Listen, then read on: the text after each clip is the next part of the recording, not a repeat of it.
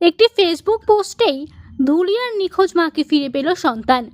মানুষ মানুষের জন্য ওই ধ্রুববাণীকে আবারও একবার প্রমাণ করে দিলেন জলপাইগুড়ি জেলার ময়নাগুড়ি ব্লকের সাপটিবাড়ি গ্রাম পঞ্চায়েতের সুস্থিরহাট সংলগ্ন সাহেববাড়ি এলাকার আশুতোষ রায়।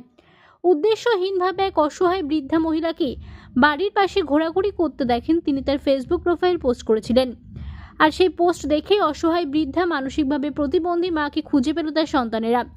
শনিবার রাত 10টা নাগাদ কোচবিহার জেলার মেখলিগঞ্জ মহকুমার ধুলিয়ার বাসিন্দা সুধীর বর্মন ও প্রদীপ বর্মন ছুটে আসেন তার মা শৈলবালা বর্মনকে ফিরিয়ে নিতে। মুহূর্তের মধ্যে সুস্থিরহাট বাজার এলাকায় ভিড় জমে যায়। দুই ছেলে তাদের হারিয়ে যাওয়া মানসিকভাবে অসুস্থ মাকে ফিরে যেন চোখে জল আনন্দে।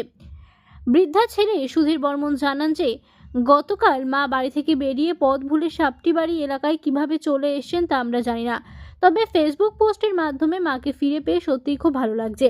যারা ফেসবুক পোস্ট করেছিলেন অসংখ্য ধন্যবাদ। আপনার মায়ের নাম কি? শৈলবালা বর্মন। আচ্ছা, আপনার মা কখন থেকে নিখোঁজ ছিল? কালকে থেকে। কালকে যাওয়ার আগে। আজকে কিভাবে খোঁজ পেলেন আপনার মায়ের?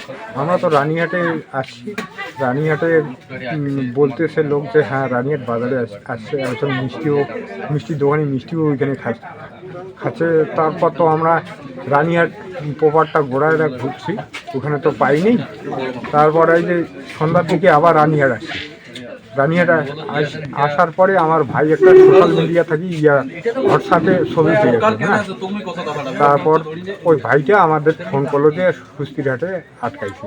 আচ্ছা, কোথায় খুঁজে পেলেন আপনার মাকে? সুস্থিরহাট বাজারে। সুস্থিরহাট। আচ্ছা, কি বলবেন এই যে সোশ্যাল মিডিয়ার মাধ্যমে আপনি আপনার মাকে ফিরে পেলেন, হ্যাঁ, নতুন জীবন পেলেন, হ্যাঁ, তো এই বিষয়ে কি বলবেন আপনি? এই বিষয়ে আপনাদেরকে আমরা অনেক ধন্যবাদ।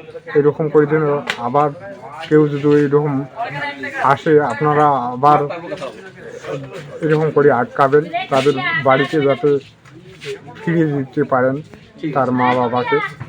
আচ্ছা, আপনার নাম কি? সুদীপ বর্মন। সুদীপ বর্মন। আপনারা কে কে এসেছেন আপনার মাকে নিতে? ভাই আসছে, আমি। আপনার ভাইয়ের নাম? প্রদীপ বর্মন। আপনাদের বাড়ি কোথায়? আমার বাড়ি কোচবিহার ডিস্ট্রিক্ট, মেখলিগঞ্জ থানা, কুশলপুকুরি গ্রাম। আচ্ছা, ধন্যবাদ।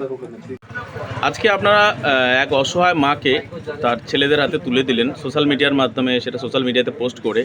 এ বিষয়ে আপনি কি বলবেন? না, অ্যাকচুয়ালি সোশ্যাল মিডিয়ার পাওয়ার তো বিশাল, সেটা আমরা সব সময় জেনে থাকি। ঠিক আছে, সোশ্যাল মিডিয়া মানুষ ভালো কাজেও ব্যবহার করে, আবার খারাপ কাজেও ব্যবহার করে। কিন্তু মানে যদি ভালো কাজে ব্যবহার করে সেটা অবশ্যই ভালো। মানে একটা মার কাছে একটা ছেলের কাছে একটা মা ফিরে যাওয়া যে কতটা আনন্দের বিষয়, সেটা অবশ্যই মানে একটা ভালো জিনিস।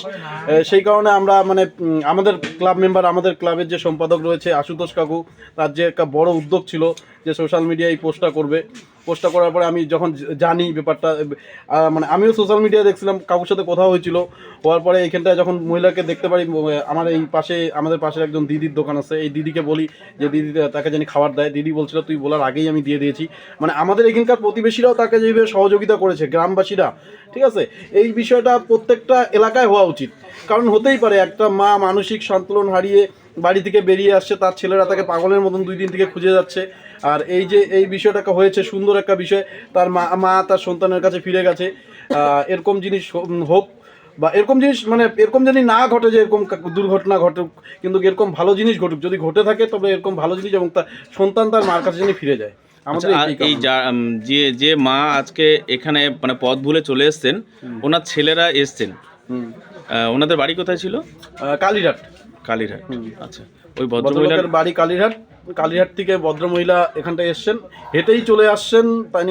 তিনি জানি না কিসের তাড়নায় আসছেন, হয়তো তার মানসিক ব্যাপার ছিল, কিছু একটা ওনারা বললেন যে ওনারা মানসিক রুগী একটু, তো তাই ওইভাবেই চলে আসছে। তো আসার পরে কিন্তু কোনো কষ্টবোধ করতে দেয়নি ওনাকে। আমরা যতদূর পাচ্ছি তাকে মানে রাত্রিবেলা একটা সুব্যবস্থা করে দিয়েছিলাম শোয়ার। সকালবেলা এই পাশের দাদারা এসে আগুন ধরিয়ে দেয়, মানে গরম পাওয়ার জন্য, বেশি একটু গরম পাওয়া। বয়স্ক মহিলা মোটামুটি 70-এর কাছাকাছি বয়স, ঠান্ডাটা একটু বেশি লাগে ওনার। সেই ক্ষেত্রে আগুন দাদা, আমাদের পাশে এক অনিল দাদা নামে এক দাদা আছে, উনি এসে পাশে আগুন ধরিয়ে দেন এবং তাকে গরম সেক দেওয়ার ব্যবস্থা করেন। তারপরে এক আশু কাকার বাড়ি থেকে খাওয়ার ব্যবস্থা করা হয়। ঠিক আছে, এই যে আমার পাশে দাঁড়িয়ে আছে অনিল দাদা, ইনি সেই ব্যবস্থাগুলো করেন। আচ্ছা, আপনার নাম? আমার নাম পরিতোষ দেবনাথ, ডাকনাম পিন্টু। আমি SCS সভাপতি, অর্থাৎ সুস্থিরহাট ক্রিকেট অ্যাসোসিয়েশনের আমি সভাপতি। আমার পাশে ক্রিকেট অ্যাসোসিয়েশন সম্পাদক, যিনি এই কাজটা করেছেন, সোশ্যাল মিডিয়ায় পোস্টটা করেছেন। অসংখ্য ধন্যবাদ আপনাকে। আর সঙ্গে সোশ্যাল মিডিয়াকে আমি অসংখ্য ধন্যবাদ জ্ঞাপন করছি যে এত বড় একটা শক্তি দিয়ে আজকে ওনার মাকে ওনার কাছে পৌঁছে দিতে পেরেছে। এটা আমরা কিছু নই, জাস্ট মাধ্যম হিসেবে সোশ্যাল মিডিয়াকে আমরা পেয়েছি যে সুন্দরভাবে ওনার মাকে ওনার কাছে আজকে পৌঁছে দিচ্ছে। আপনার পুরো নাম বলবেন। আমার নাম আশুতোষ রায়। আচ্ছা, এটা কোন জায়গা? সাপ্টেবেরি টু সুস্থিরা।